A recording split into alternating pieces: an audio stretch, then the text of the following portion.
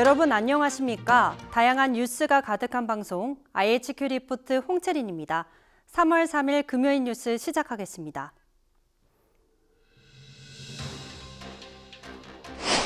이재명 더불어민주당 대표가 지난 대선 과정에서 대장동 위례 신도시 관련 허위 발언을 한 혐의로 오늘 법원에 출석했습니다. 검찰과 이 대표 측이 치열한 공방을 벌일 것으로 보입니다. 작년 한 해 국민연금이 80조 원 증발했습니다. 수익률은 마이너스 8.22%로 국민연금 제도가 도입된 이후 가장 낮은 수준입니다. 국민연금 기금 적립금은 800조 원대로 다시 내려갔습니다. 역대 세 번째로 열리는 전국 동시조합장 선거에서 후보자들이 조합원에게 금품을 제공한 사례가 적발됐습니다. 돈 봉투부터 음식물 등이 제공됐는데 문제는 오래된 관행이라는 것입니다. 주력 수출 품목인 반도체 부진으로 지난 1월 제조업 재고율이 120%로 집계됐습니다. 이는 외환 위기 이후 최고 수준입니다. 소비는 작년 11월 이후 석 달 연속 감소했습니다. 대한항공이 아시아나 항공과의 합병을 위해 공항 슬롯을 외항사에 많이 내주면서 노선이 대폭 줄어들 전망입니다. 국적기를 이용하려면 비싼 가격을 지불해야 할 가능성도 커졌습니다.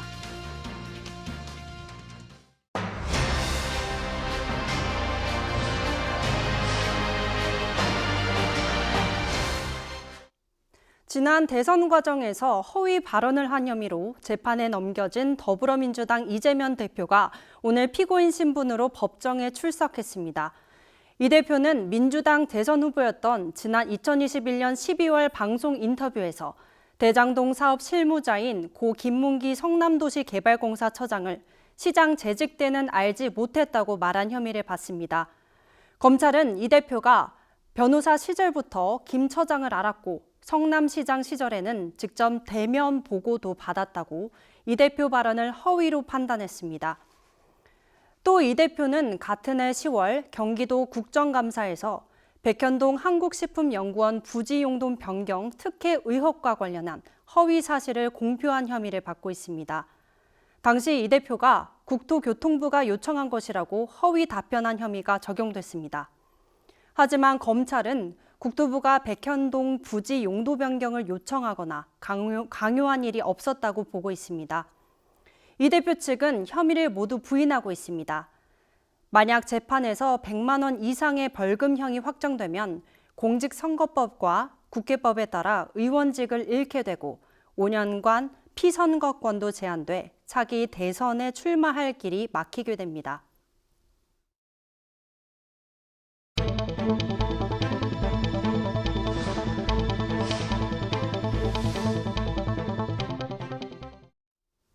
작년 한 해 국민연금이 80조 원 증발했습니다. 수익률은 마이너스 8.22%로 국민연금 제도가 도입된 이후 가장 낮은 수준입니다.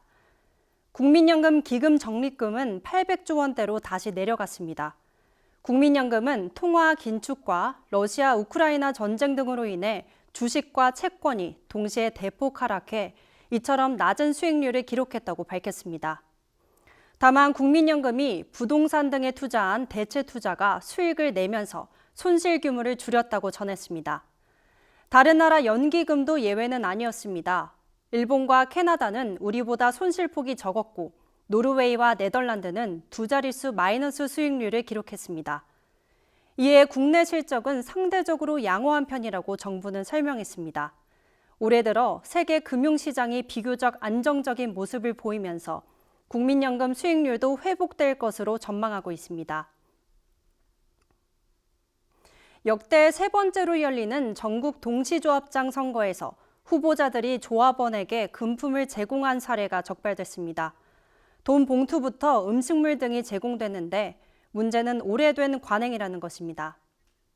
현재까지 중앙선거관리위원회에서 적발된 금품 제공 사례는 120여 건으로 집계됐습니다.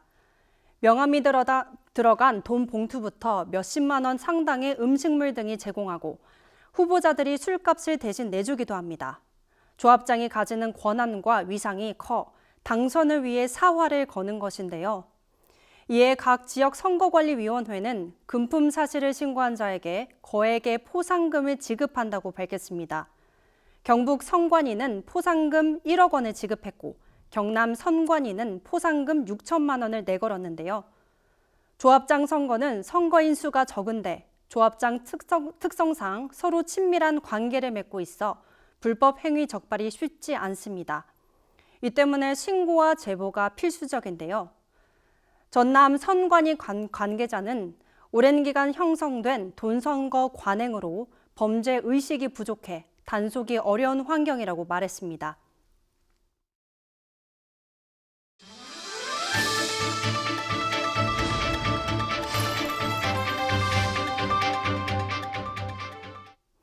주력 수출 품목인 반도체 부진으로 지난 1월 제조업 재고율이 120%로 집계됐습니다.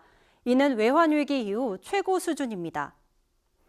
제조업 재고율은 작년 10월부터 넉 달 연속 올랐습니다. 통계청은 전체 수출액의 약 10%인 반도체 수출이 줄면서 재고가 쌓이고 있다고 설명했습니다. 반도체 수출은 2월에도 42.5% 줄어 7개월째 마이너스입니다. 반면 전산업 생산은 전월 대비 0.5% 증가해 넉 달 만에 증가로 돌아섰습니다. 다만 정부는 전산업 생산의 반등이 경기 둔화 흐름을 뒤집을 수준은 아니라고 분석했습니다.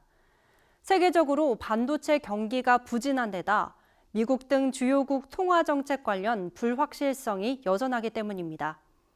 추경호 기획재정부 장관은 반도체 경기의 반등 없이는 당분간 수출 회복이 어려운 상황이라고 말했습니다.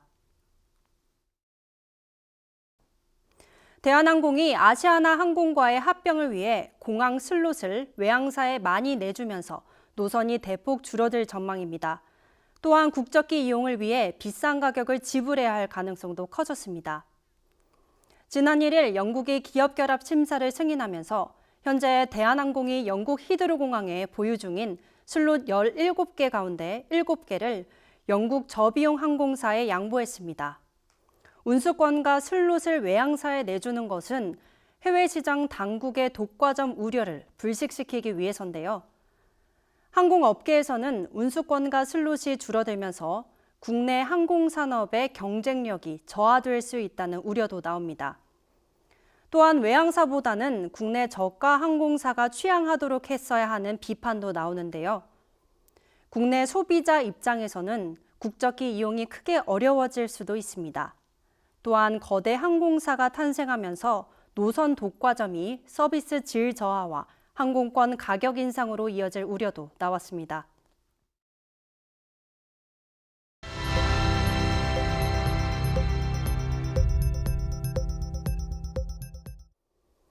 BYC 한석범 회장이 부친인 고 한영대 전 회장이 상속한 재산을 둘러싸고 가족과 1,000억 원대 상속재산 소송을 진행 중인 것으로 전해졌습니다.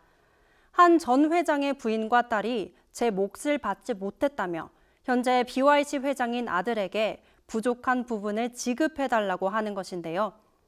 부인 김 씨는 유산 상속 과정에서 배우자에게 법적으로 지급이 보장된 유류분을 받지 못했다고 소송을 낸 것입니다. 김 씨 측은 부족분을 요구했으나 한석범 회장 측이 거부했다는 것인데요. 아내와 딸이 청구한 금액은 1,300억대로 전해졌습니다. 현대차가 10년 만에 생산직 신규 채용에 나서자 첫날부터 지원자가 폭주했습니다. 지원자가 몰리면서 채용 홈페이지에 약 2만 명이 일시 접속하면서 홈페이지가 마비되기도 했는데요. 킹산직이라고 불리는 현대차 생산직 초봉은 약 5천만 원 정도로 특근 수당 등을 포함하면 대략 7천만 원대입니다. 만 60세 정년이 보장되고 현대차 차량을 최대 30%까지 할인받을 수 있는데요. 자녀 수와 상관없이 대학 학자금도 전액 지원합니다. 지난해 우리나라 합계 출산율이 0.78명으로 OECD 회원국 가운데 꼴찌인데요. 심각한 인구 소멸을 막기 위해 올해부터 충청북도가 모든 출생아에 대해 6년간 1,000만 원의 현금을 지급하기로 했습니다. 지난해 충청북도 합계 출산율은 0.87명으로 2021년 0.95명에서 0.12명 감소했는데요. 각종 육아봉지 정책 등에도 불구하고 출산율이 떨어지자 충청북도가 현금 지급이라는 유인책을 들고 나왔습니다. 내일은 구름이 많겠습니다. 추위도 주춤할 전망입니다. 안동이 영하 2도, 춘천 영하 1도, 서울은 영상 3도 예정입니다. 오늘 준비된 뉴스는 여기까지입니다. 이상으로 IHQ 리포트 마치겠습니다. 시청해주신 여러분 고맙습니다.